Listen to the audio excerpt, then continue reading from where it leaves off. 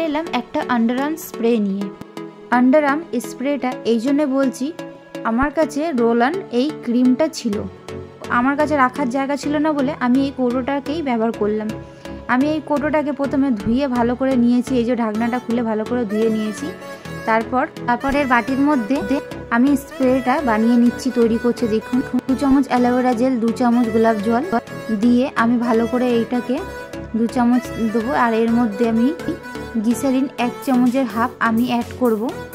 এরপর এর মধ্যে আমি অ্যাড করব 1/2 চামচ ফিটকিরি পাউডার।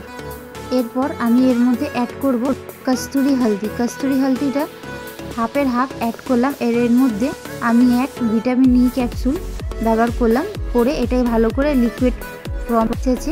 এটাকে আমি আমার কন্টেনারের মধ্যে রেখে দিলাম। আপনারা স্প্রে বোতল ব্যবহার করবেন আর ভালো করে ঝাঁকড়িয়ে নেবেন। এটা চান করার সময়তে আন্ডারআর্মসে লাগাবেন, এমনকি রাত্রিবেলাতে আন্ডারআর্মসে লাগাবেন, তাহলে খুব ভালো হবে। আমার এই ভিডিওটা যদি ভালো লাগে তাহলে প্লিজ লাইক, কমেন্ট, শেয়ার করে পাশে দাঁড়াবেন।